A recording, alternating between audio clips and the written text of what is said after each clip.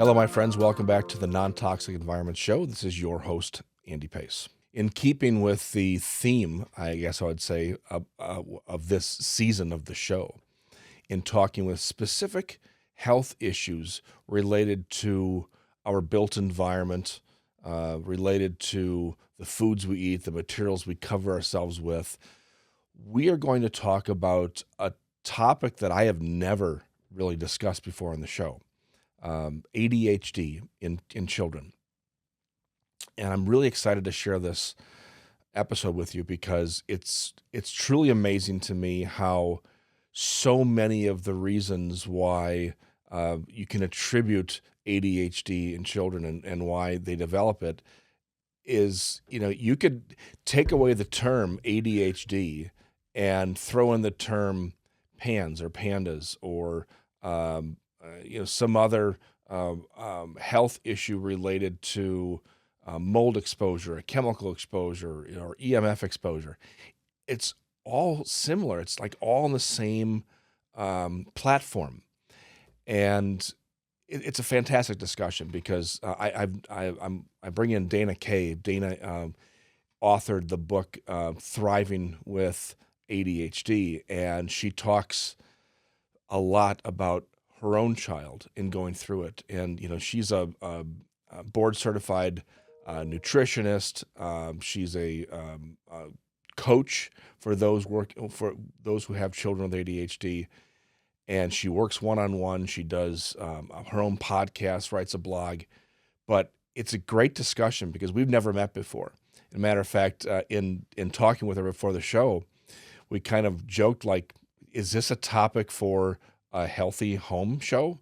Is ADHD anywhere related to a healthy home? And undoubtedly 100% it is. And you'll find that out rather quickly. And so I hope you enjoyed today's show. Please, before going any further, hit the like button, hit the subscribe button to make sure that you see the next episode that's coming out.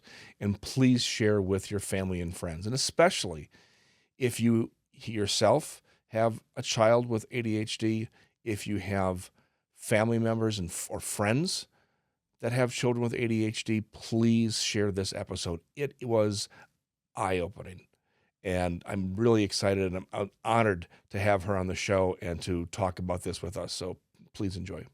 Hello, Dana. Welcome to the show. So very happy to have you here this week.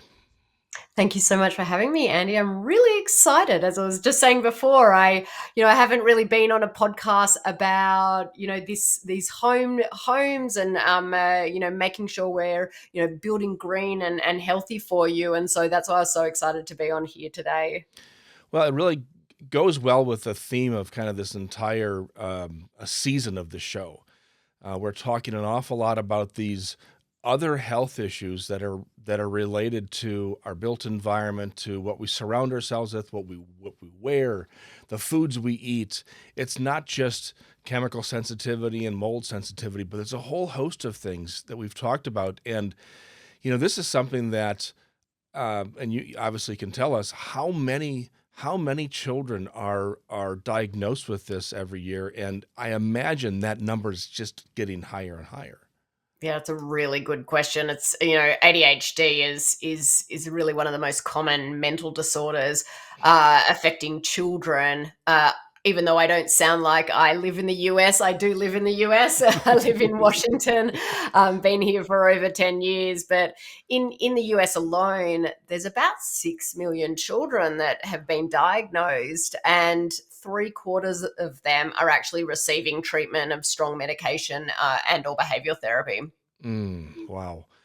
So tell us a little bit about the genesis of this, because I'm in my mid-50s. When I was growing up, and I know you probably hear this all the time, if this was around when I was a kid, I would have been diagnosed with this, because I was definitely the kid who was very smart if you would just put his mind to things.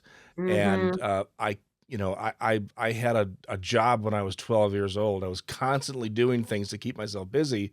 And so I was, out of my parents' hair, and so, but I think by the time I got into high school and then college and beyond, this is where the term attention deficit disorder, and ADHD kind of started up? Yeah, look, it's a common saying from our generation and the older generation Mhm. as well, is that it's like, oh well, everyone seems to be having ADHD these days. I think it's a combination of a couple of things. Okay, we say that diagnosis has got better. Well, Mm. it's actually remained similar. Um, but I think symptoms fall into this spectrum, and I think that with our changing world, our schools aren't adapting to that changing world. Now, if I just sort of like take one step back, symptoms of ADHD vary so much from child to child. When my son was originally diagnosed, well, when his symptoms were at his worst, he sort of struggled to sit still. There was a lot of emotional regulation, dysregulation. Our family sort of felt like we were walking around on eggshells, just sort of waiting for that next meltdown to occur. Mm. But if we look at the standard, you know, like diagnosis criteria, it falls into sort of two main categories. We've got that hyperactive or impulsive, and then we have that inattentive, or you can have a combination of Mm. the two.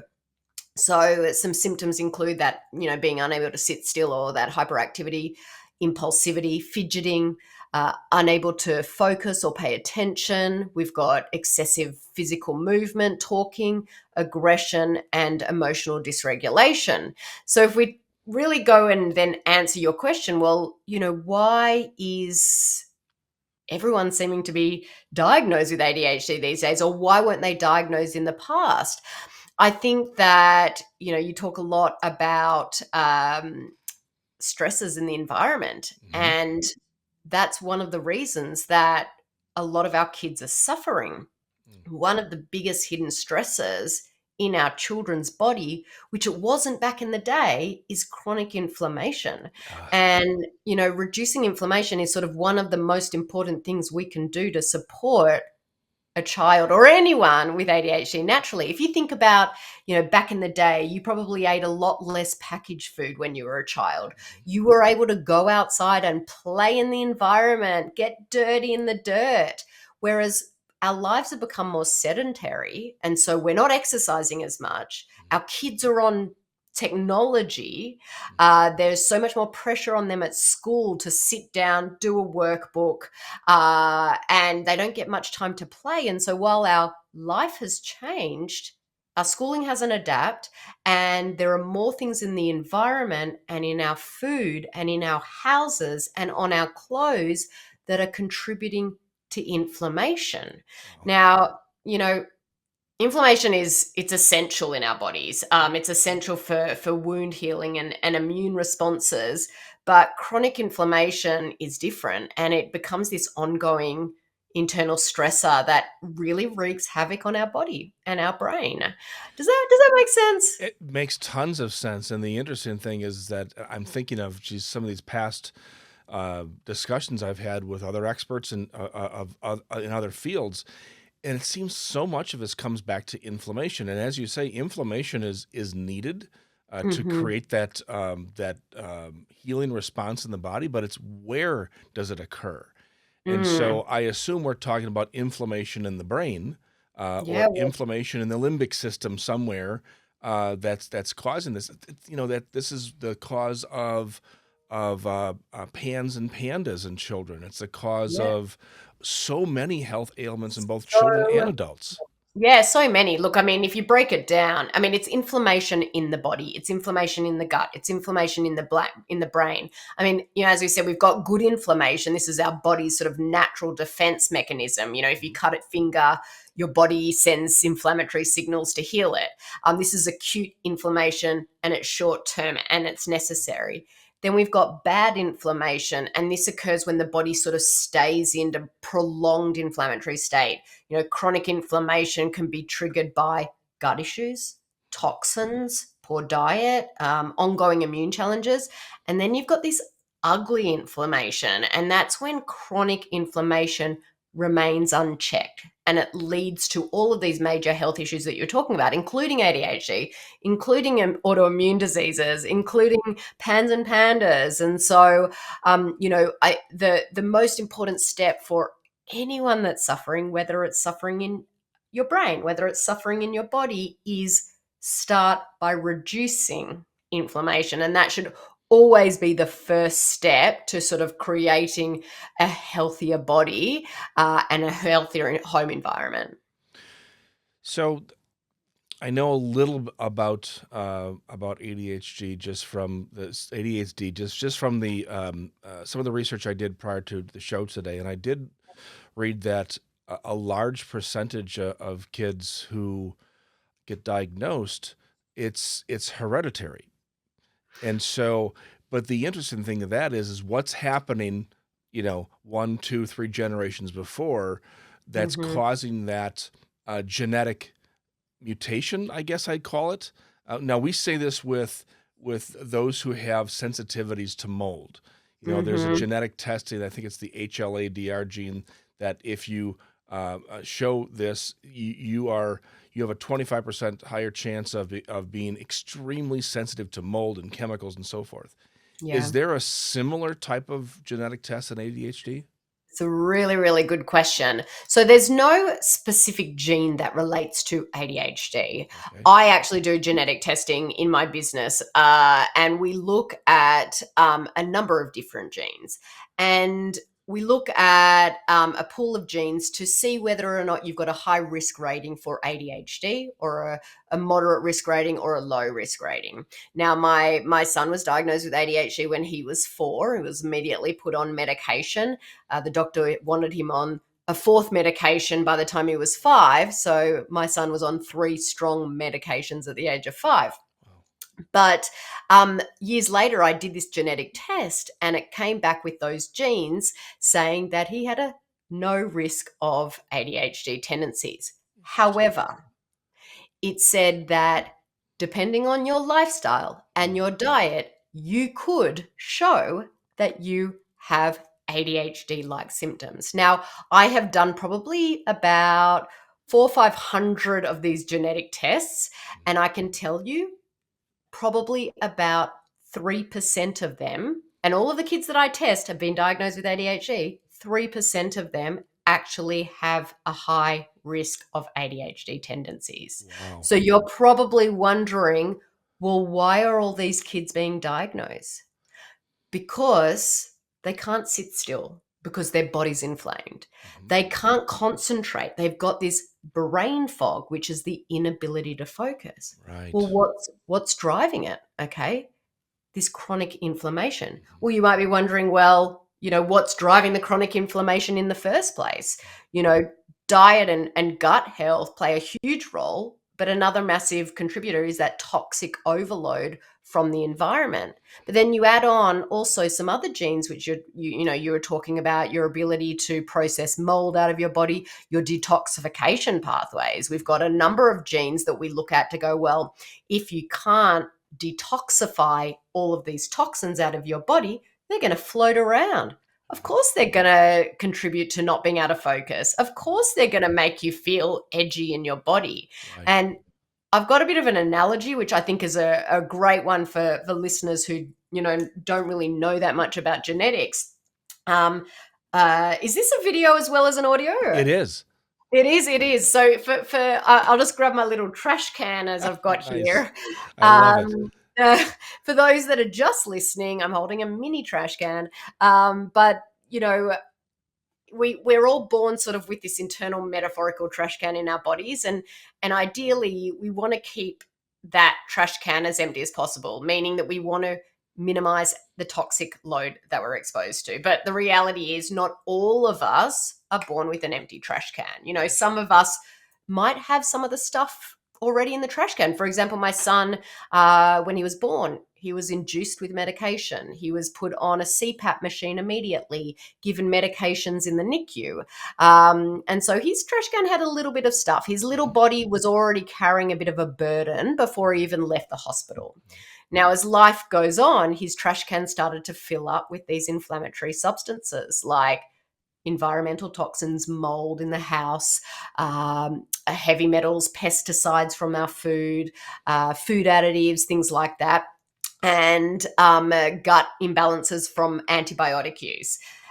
Plus, his detox pathways were not working optimally, meaning his body couldn't effectively empty his trash can. He couldn't put it on the side of the road on a Monday for the garbage truck to pick it up.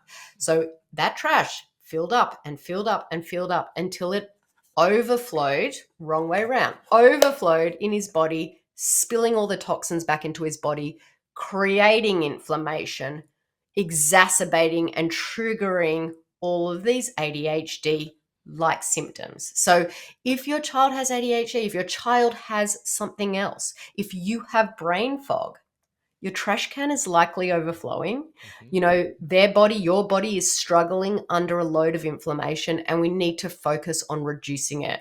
So if the trash can is overflowing, you know, we talk about, I've been talking about what's filling it up. And so really, I think the first step is let's try to reduce the load on the trash can, reduce that inflammation, optimize those detox pathways, and then, you know, a kid with ADHD can actually thrive. It's not purely a neurological disorder. Mhm. You know, it's also a response to a totally overwhelmed body and an overloaded system. So while there's no gene that says you've got ADHD, there are other genes that can contribute Sure. to ADHD like symptoms. I really appreciate using the trash can analogy because it's something that I've been doing this for over 30 years, and I remember telling clients back then, everybody's born with this bucket in their body, and so Yeah, you really put it to, I mean, in a really, really nice way, easy to understand. I appreciate that. thank Uh, you. and it's interesting for listeners who uh, don't have kids with ADHD, they can relate to this themselves because I deal with Mhm. so many people with chemical sensitivity and chronic inflammatory response syndrome, and these are the exact same things we talk about, but Yeah. just from different triggers, coming from different directions. So I want to get into some of the environmental materials issues inside of the home and in a child's environment. But before I get there, I think Yeah. the $1 billion question that's probably on everybody's mind is this curable? Is it something that at some point your kids can get off medications and still lead a you know, quote unquote normal life, obviously making changes, but not having to rely on the medication? Yeah, that's some awesome question. Thank you for asking it. I think every child is is a bio individual, I like to say, and so no, every child is unique. And you know, when I said that, like I've done so many genetic testings, and only 3% of them actually had genes that put them at a high risk of ADHD-like symptoms, whereas 100% of them had received the diagnosis of ADHD. So we needed to, for those children, actually understand what was creating these ADHD like symptoms. We needed to focus on that. And so if I use my son for an example, he was diagnosed at 4. He was on medication and added another medication and another medication. By the time he was 5, the doctor wanted him on a fourth medication. And that's when I sort of was like, hold on, this is not okay. Went back to school, did my holistic nutrition degree, multiple specific certifications in this area, and really looked at or really learned ADHD symptoms can be reduced naturally. Now, my son is 15. He's in high school. He hasn't been on meds for years and he's thriving. He's a straight A student, Wow. but that doesn't, straight A's don't mean a thing to me. The most important thing is he's happy and our house is as calm as a house can be with 2 boys. So that's all I said. But it's normal. It's normal, and he's happy and he's balanced. And I've worked with over 1,500 other families, get them to the same place as my son. And so, you know, I think when there is true ADHD diagnosed of those 3% that I was looking at, Mhm. then, you know, some of them may need a little bit of medication, and that's okay. I'm not totally against medication. And, you know, some of them will have this as a lifelong condition, but despite whether or not they have real ADHD or they have ADHD like symptoms from something else, you can thrive in life. You're not destined for a life of pain and suffering. And I think that there's so much hope out there, and so many things that a family and a person can do, even if they have that true ADHD, or if their body's just suffering from, extreme inflammation. We can work to actually target that, reduce that, so that kid can thrive naturally without medication. Is there a spectrum of symptoms where you have some kids who show some signs and probably can be cured, helped with these environmental changes, diet changes, and then those who are just that 3% that have the genetic marker? It's kind of like we used to say with autistic children, that spectrum Mm. of those kids. Is there the same with ADHD? Yeah, look, I think it's all falling on the same spectrum, Okay. whether it's autism, whether it's, PANS or PANDAS, whether it's anxiety, whether it's ADHD, it all falls under with this umbrella. But it's not that, like, if you think about a diagnosis, Mhm. it's just that. It Yeah. is literally a code that a doctor is putting on you Right. so that you can get that covered by insurance and take medication to, you know, put a band-aid over those symptoms. Yeah. That's really how the industry works. That being said, honestly, when I've got a kid who is extreme, like meltdowns every day, cannot sit still, does not focus, so impulsive, they're the ones that actually have a better response to diet, to lifestyle, to reducing inflammation. Interesting. It is not normal for a child to be having multiple meltdowns, even if they've got a diagnosis of ADHD. Right. And so that is actually a warning sign from the body to the parent saying, Mum, Dad, like, I should not, like, this is not normal. Please have a look what's going on in my body. And so, interestingly, the worst ones are usually the ones that have the best response. Wow. And so, yes, it falls on a spectrum, but those are the kids that are really extreme are usually the ones that are suffering so much of that with that inflammation. That is very interesting. It's so this question may sound loaded, but I've had experience of my own, personal experience, with Western medicine and how they instantly pigeonhole you into something. And all right, here are your 4 medications or 5 medications, and now it's this point where, okay, well, if one of them's working, which one's working? If I Yeah. take one away, I mean, do you have to go through process elimination to figure out which one's actually helping or not? Or is it the diet change that I made? Or is it the exercise? Or is it the Mm. environmental change or whatever it is? So have you seen that any signs of our traditional um, um, physicians changing how they approach this? Or are they still sort of kind of throwing the same response at every child?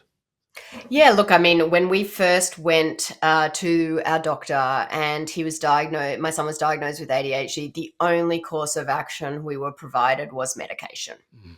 And we weren't told about anything else. And I can tell you from all the families that I've spoken to, thousands and thousands and thousands of families, that's pretty much the standard approach.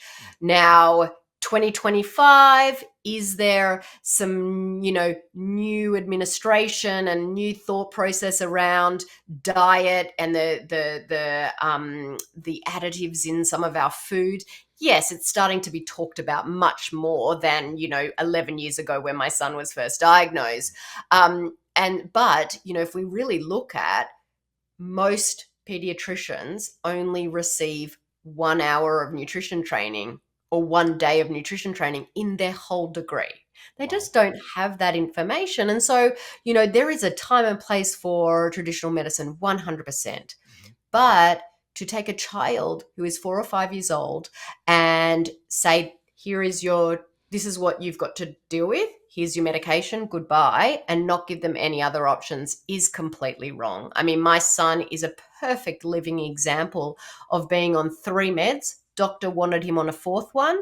Now he's thriving without meds and hasn't been on them for years. And I've seen it time and time again. Oh, it's absolutely fabulous to hear. I just it makes me so angry, and I'm sure a lot of the listeners too, when you hear somebody, whether it's an adult or a child, get thrown into the system. Hmm. Here's where you are, and now forevermore, your record shows this is what you have, and you have to take these medications, and we never get off them. It's like taxes; they never go Yeah. away. We just Mm. add more to the list. Yeah. And so, all right, so let's get back now to kind of the ways to improve their environment. Now, I've Mm. spent a lot of time over the years working with families with autistic children, helping them design and build healthy homes, Yeah. knowing that autistic children generally spend more time on the ground. They are, so they like to play on the ground. We also so we have to make sure that flooring materials are not going to be off-gassing chemicals. Their bedding and mattresses, their clothes aren't off-gassing flame retardants and pesticides. That got me thinking about pesticides. I understand that pesticides are actually a trigger for ADHD. Yeah, look, I mean, all the things that you are mentioning can contribute to that overflowing bucket. And Mm, so, pesticides on food are one of those things. Air fragrances and air fresheners, they release these VOCs, the volatile mhm, organic compounds into the air. So what we breathe. They can trigger neurological and behavioral issues. We've got all of our household cleaning products, many of them contain these ingredients that can actually disrupt the endocrine system. They can worsen hyperactivity, those sort of things. Then we've got our cookware in our house, that are coated in Teflon. They release chemicals. Just like you said, flooring, paint, the heavy metals in the lead paint that used to be used. We've got plastics in our food storage containers, and then the classic mold in some of these houses. That mold exposure, I see it in the lab testing that I do. I see a lot of kids that have colonization of mold in their body, wow. and these have been directly linked to neurological inflammation and behavioral issues as well. Hmm. I just want to say to families out there listening, thinking, oh my gosh, where do I even start? I just want to say that Rome wasn't built in a day. Right. Don't go, oh my gosh, we need to go live in a tent. I can tell you we've been on this journey for many, many years. And some of my cooking products, I'm not going to throw everything away at once. I don't have the money to replace every single thing. But over the years, I've replaced, the Teflon pan with a better for you version. And so, really reducing those exposures in the environment, whether that be pesticides, choosing organic produce, or in your house, doesn't have to be overwhelming. I think small changes make a huge difference. So just take that step by step. When you finish a cleaning product that's got toxins in it, why don't you swap it for a non-toxic cleaning product? Or when maybe start filtering your water so you're removing those heavy metals and chemicals. uh, Swap out those artificial air fresheners when they finish. Just don't buy them, or open the windows, use essential oils, things like that. We really want to sort of create this environment, but do it step by step. So I hope that makes listeners feel a little bit not as overwhelmed.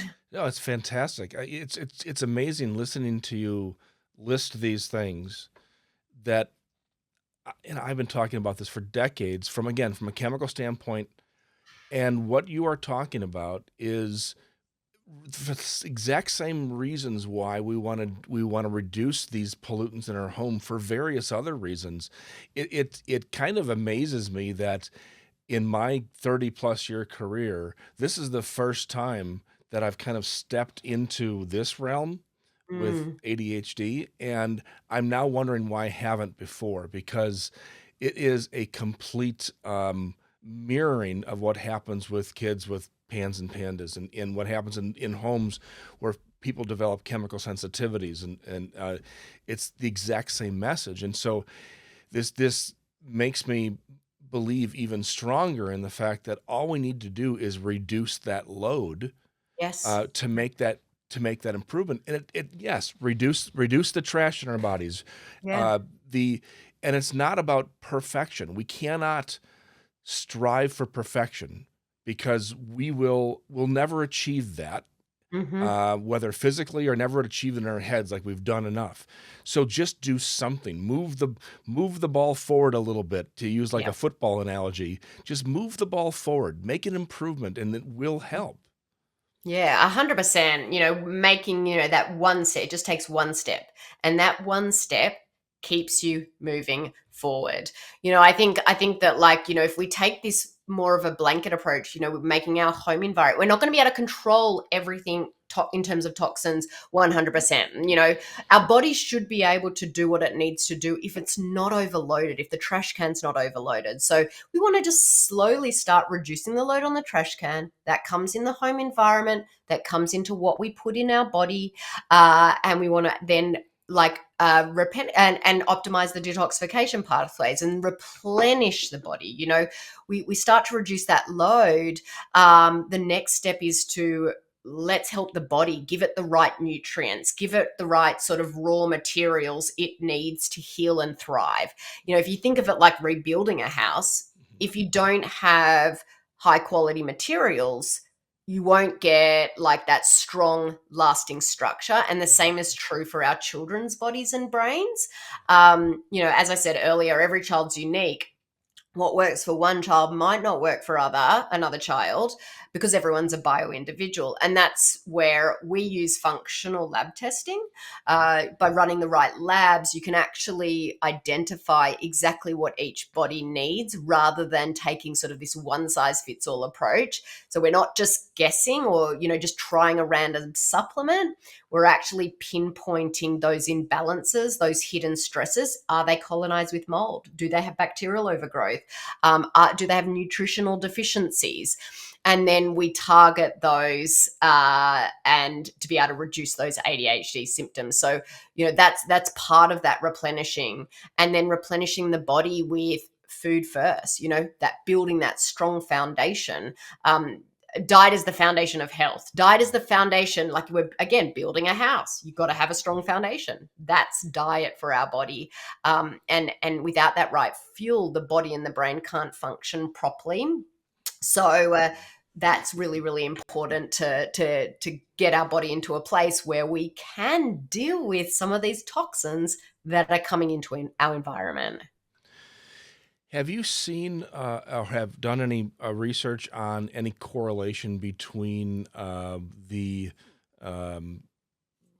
use and heavy use of Wi-Fi and electronic devices with Yeah. kids, and if that exacerbates symptoms or causes problems? Yeah, look, that's really an interesting question. That is one of those things that can put stress on our body. Look, screens are a part of our children's lives, and in my opinion, it's not necessarily a bad thing, but when it's left unsupervised and unlimited, it can definitely turn into a bad thing. And so, not only the technology where we're becoming sedentary in our life, we're not getting out and exercising, but we've got that EMF exposure. Hmm. And you can come across someone who's got this EMF sensitivity, and so can walk into a home that has Wi-Fi and all of a sudden gets really sick. But I want to say, like, with these things, again, that person probably didn't always have that EMF sensitivity. Their trash can is at the point it's so full Yep. that anything extra is just going to exacerbate everything so much. And so, yes, that's one of the areas that, like, okay, well, let's kind of try to reduce a little bit here. Let's reduce a little bit here, and so we can then start to reduce that load on the trash can. So yes, I've seen it. I've seen studies where it wasn't a study, but there was a, I can't remember off the top of my head exactly the specifics, but there was a tower next to a school, and there was something like 12 kids and teachers that got cancer over a Hmm. period of time because it was right next to that power tower. And that's a clear example of inflammation. Cancer's driven from inflammation, whether it comes out in brain issues or whether it comes out in cancer, it's still driven from the same thing. Yeah, I remember that. I think it was a school in Michigan that Okay. that happened, and so the EMF, the whole EMF issue is, I think, becoming more not only problematic, but it's being talked about more, Yes. we're not seeing enough research being done on the effects, mainly because honestly, there's so many other issues right now that are happening within our bodies because of outside influences. Mhm. 10 years ago, we never heard of the term chronic inflammatory response or No. mast cell activation. Mhm. And so now in the last 10 years, that's become sort of top of mind in our industry. And so I think more research needs to be done on these outside effects and what it's doing to our kids. All right, so I want to make sure we talk about your book and how people can interact with you and your organization, because I just think it's incredibly amazing what you do. Oh, thank you so much. Look, my book was a labor of love. It's called Thriving with ADHD, A Guide to Naturally Reducing ADHD Symptoms in Your Child. Years ago, when I was going through this with my son, I just wanted a book on ADHD that would clearly spell out exactly what I needed to do to support him naturally, but I could never find it. And I was just constantly Googling for something, anything that might actually help us get some relief from his really challenging behaviors. And I just struck out over and over again. There was no book out there. And so I wrote it. There was a novelist, Toni Morrison. He once said that if you find a book you really want to read but it hasn't been written yet, then you must write it. So that's what I that's what I did. And it's available on Amazon. It's much cheaper if you get it from my website. So that's a tip. There you Uh, go. but it is my life's work, and it's the guide I needed when I started this journey with my son, but I couldn't find. So I think it's different from a lot of them out there because I'm not only a practitioner, but I'm also a mum who totally gets it as well. Fantastic. I will definitely link that in the show notes and make sure that people go to your website to get it. Now, uh, on your website, I mean, you have a podcast, you write blog posts, but you can also, if you want, they people can work with you, correct? Yeah, 100%. So I work in a couple of different ways, but I can take someone through the whole process of from go to woe of reducing that inflammation, identifying what's going on with their child, tailoring a process for their bio individual child. But then I also have other resources for families that are not ready to fully dive in yet because, some people want that. It's kind of like when you go to when you get a gym membership. You can elect to do, personal training, and you Mhm. pay extra. You get that premium service, or you can go to that gym, which is great. You can do those exercises on the equipment. So I provide sort of a couple of different ways that people can work for me because I know that some aren't ready to take that, personal training approach yet, and they Mhm. just want to dip their toes in the water. Oh, fantastic. This has been really eye-opening, and I can't tell you how thankful I am that you came onto the show today, and I'm sure we're gonna get a lot of good feedback in this episode. Again, it's the same things we've talked about with other things going on, in the home is what's, partially or potentially a big cause for ADHD in children, and I appreciate your willingness to be open about this and what's happening with your son, and it's very encouraging to hear that that your son has been able to sort of move forward, move beyond this, and it's not as if you're stuck with this moniker for life now. Yeah, 100%. And I've seen it time and time again. And so I just want families out there to know that a diagnosis is not a loss of hope. A diagnosis just means that, you need to dive deep into what's going on in that body and Mhm. optimize the body, optimize the home, and that child can thrive.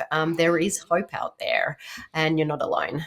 Well, and I guess the other thing to point out is if you do go to your pediatrician, that's your first step, and they kind of lump your child into ADHD, kind of like what happened years ago with fibromyalgia in Mm, adults. Well, we don't really know exactly, so we'll say it's this. yes. I definitely encourage you to get not only a second opinion, but to reach out to somebody like you to talk about this and maybe come up with a better plan moving forward. Yeah, no, I totally agree. You don't, and every family's different. Every family makes the decision that's best for their family. Some Mhm, people want to go down that medication path, and that is okay. mhm, Some people want to, go down the natural path. That's what I'm here for. Some people are on medication and then realize it's not the right choice for their family and then go down this path. Every family's journey is different. And when you can arm yourself with all the knowledge, mhm. all the options, then you can make the best decision for your child and your family. But if you're only given the one option of medication, then you need to run in the other direction. Excellent. Dana, thank you so much for coming on the show today. It's really, really eye opening. I really enjoyed this conversation, Annie. Thanks so much.